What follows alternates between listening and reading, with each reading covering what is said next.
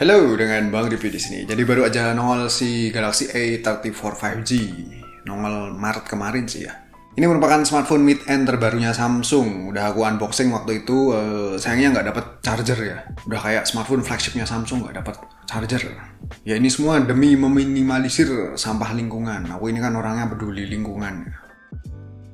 Anyway, langsung aja aku review smartphone yang dibanderol mulai dari 4,999 juta. Itu tertera di situsnya Samsung sih. Tapi kalau aku cek di marketplace pada jual di harga 4,5 jutaan ya. Kok malah jauh lebih murah. Apa mungkin itu harga promo bulan lalu ya? Bulan Maret kan ada promo. Tapi kan sekarang udah April ya. Masa promonya masih jalan terus sih? Yang pasti aku lebih prefer harga yang lebih murah tentunya ya. 4,5 jutaan merupakan harga yang menurutku ya pas lah.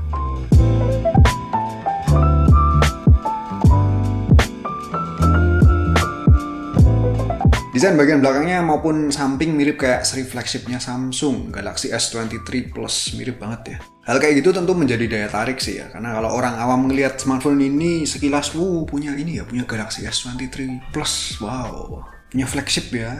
Padahal bukan ya, orang awam mungkin bakal mengira seperti itu ya, dikiranya punya flagship. Ya lumayan lah ya, tampil gaya, minim modal, yang penting gengsinya naik ya. Karena desainnya mirip dengan flagshipnya. Namun flagshipnya malah jadi kelihatan kurang eksklusif ya, karena desainnya mirip dengan smartphone kelas yang di bawahnya. Nggak tahu nih, strategi desainnya Samsung rada lucu ya tahun ini ya. Dan kalau ngeliat bagian depannya tentu wujudnya jauh berbeda dengan si Galaxy S23 Plus. Di sini kamera depannya berbentuk water drop dan dagunya lebih tebelan, tapi dagunya ini ternyata lebih tipis daripada pendahulunya. Improvement ya. Feel-nya ketika digenggam serta material bodi yang diusung tentu juga tidak sepremium flagshipnya. Samping dan permukaan belakangnya polikarbonat ya. Untuk build quality-nya sih solid. Jadi sedikit tipsku adalah kalau kalian sedang buber, apalagi buber reuni ya, silahkan taruh smartphone ini di atas meja dengan posisi tengkurap kayak gini ya. Nanti orang awam pasti ngira, punya flagship nih ya, udah sukses ya. Punya Galaxy S23 Plus. Kalau ada yang bilang gitu silahkan diiyain aja ya, iya gitu, angguk-angguk. Tapi smartphone-nya jangan ditunjukin bagian depannya. Sektor layar jadi ini pakai Super AMOLED dengan refresh rate 120 Hz.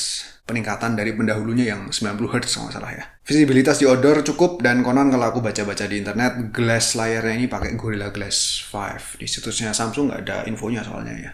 AOD, Always On Display yang informatif juga pastinya ada. Singkatnya layarnya ini enak buat nonton ya, buat streamingan ya, buat gaming juga mantap karena refresh rate-nya tinggi.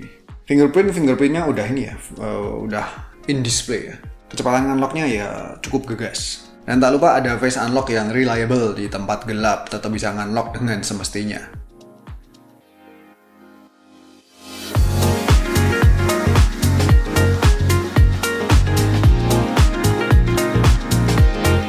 Dan beralih ke sektor performa ya. Jadi Doi ini ditenagai chipset yang tergolong baru sih, MediaTek Dimensity 1080 ya. Chipset ini rilis di kuartal akhir tahun lalu. Skor Antutunya tembus 470-an ribu.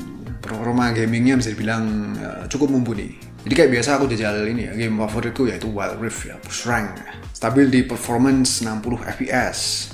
Apex Legends jadi graphic quality optimalnya di HD dengan frame rate high. Performanya juga lancar stabil. Ini game berkualitas ya dari segi gameplay dan grafik, layak jadi benchmark karena ya termasuk berat, tapi sayangnya pada tanggal 1 Mei mendatang game ini bakal di shutdown ya.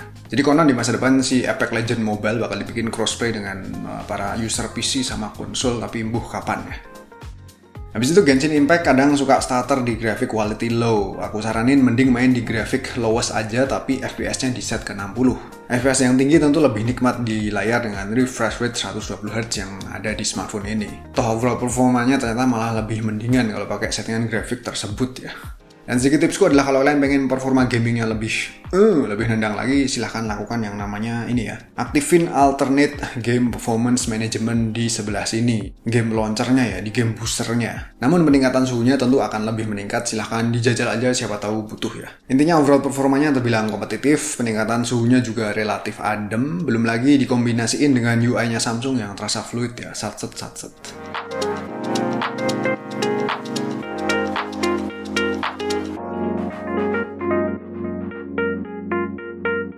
Habis Habis itu kelengkapan fitur lainnya ada NFC, ada Dolby Atmos, ada ini speakernya stereo dan support jaringan 5G.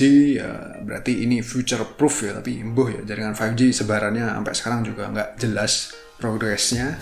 Terakhir aku jajal 5G di Galaxy A14 5G ya. Aku speed test di Jogja ya, speednya ya kayak 4G. Nggak tahu speednya bakal maksimal kapan dan kapan persebarannya lebih banyak lagi. Yang spesial dari smartphone ini dan menjadi ciri khasnya dari dulu adalah doi support dust and water resistant IP67. Ini merupakan sesuatu yang anti mainstream untuk ditemui pada smartphone mid-end sekelasnya. Biasanya kan smartphone kelas mid-end proteksinya pol-polan di IP rating berapa nih? IP53 ya, splash resistant doang ya. Jadi kemampuan dust and water resistant tentu mampu menawarkan rasa lebih aman. Ya amit-amit smartphone-nya nyemplung ke got, ke sungai atau ke hujanan mungkin. Kudunya bisa selamat ya. Mau dibawa foto-foto underwater seharusnya juga fine-fine aja, selama nggak dibawa nyelam lebih dari 1 meter. Coba aku cemplungin ya. Boom. Sekarang kamera ya, jadi kamera belakang ada 3, terdiri dari kamera wide angle, kamera utama, sama makro. Pada app kameranya tersedia opsi zoom digital 2 kali.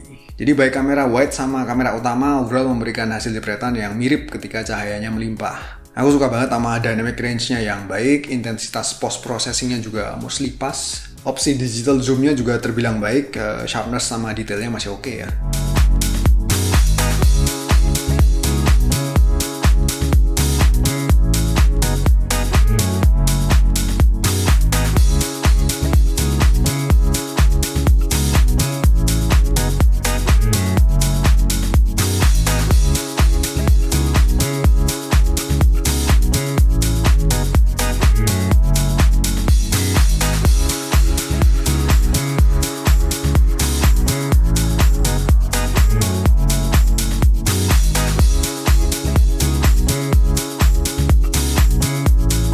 Kalau untuk kamera makro ya biasa aja lah, B aja ya. Dan ketika di low light maka secara otomatis kameranya akan mengaktifin night mode. Hasil foto terbaik didapetin dari kamera yang utama. Untuk kamera wide angle-nya lebih kentara penurunan sharpness dan detailnya.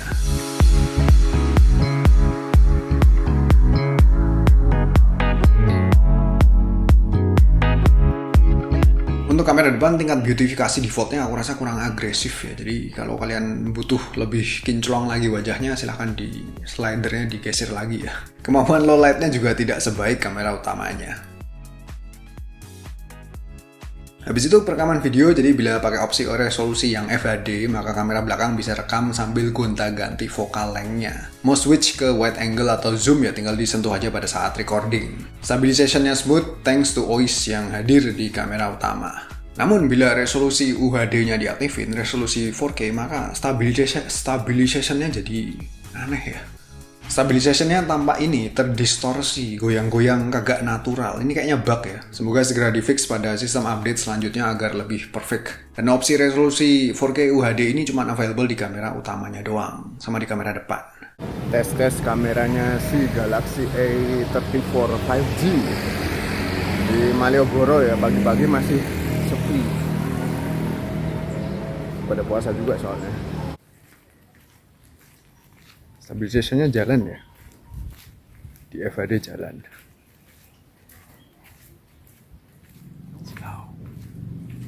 Dan jangan lupa lagi untuk manfaatin fitur yang namanya remastering ya, sama object eraser.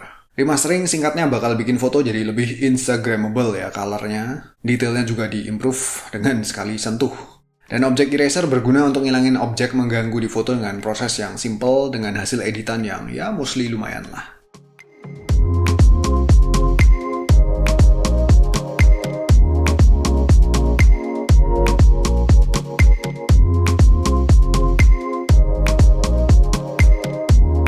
Durasi ngecas dari kondisi 5% hingga full butuh waktu 1 jam 20 menit. Ini aku ngecasnya pakai charger 25 watt sesuai sama kapabilitas smartphone ini yang cuma support fast charging 25 watt. Aku sih ngarapnya wattnya seharusnya bisa lebih gede lagi tapi ya wis lah. Untuk battery life-nya aku tes pakai app PC Mark dan aku rasa tergolong awet. Oke, Galaxy A34 5G. Aku rada heran sama harganya ya. Lagi-lagi soal harga ya. Seperti yang aku sampaikan di awal tadi sih. Kalau dilihat di marketplace harganya 4,5 jutaan. Ya, aku berharap harganya ya permanen di situ aja lah, jangan naik ya. Dan prediksiku ya emang harganya bakal stabil di situ lah ya. Toh harga segitu tentu lebih kompetitif dengan kompetitor sekelasnya macam si Redmi Note 12 Pro yang baru aja launching, kan harganya 4 jutaan juga. Intinya walaupun secara price to overall spec dan fitur, menurutku bukanlah yang paling best value. Ya relatif lebih mahal daripada HP-HP Cina ya. Samsung emang gitu harganya sedikit lebih mahal. Namun doi ini uniknya adalah menawarkan sesuatu yang tidak dimiliki oleh para rivalnya, yaitu sertifikasi IP67 sama UI yang menurutku paling cakep ya. Lebih minim bloatware, terus lebih fluid, lebih smooth, apa meneh. Layarnya cakep, performanya kompetitif, no iklan-iklan nggak jelas ya sebelum buka app sistem tertentu, if you know what I mean. Belum lagi ini kan mereknya Samsung, orang awam kalau tahu Samsung biasanya, Samsung lebih prestis ya, lebih bergengsi. Intinya smartphone ini cocok buat kalian kaum non mendang-mending. Ya gitu aja review si Galaxy A34 5G. Semoga berfaedah ya. Kalau kalian demen sama produk-produknya Apple, maka jangan lupa untuk sub juga channelku satunya, Pengabdi Apple. Selamat kembali bekerja.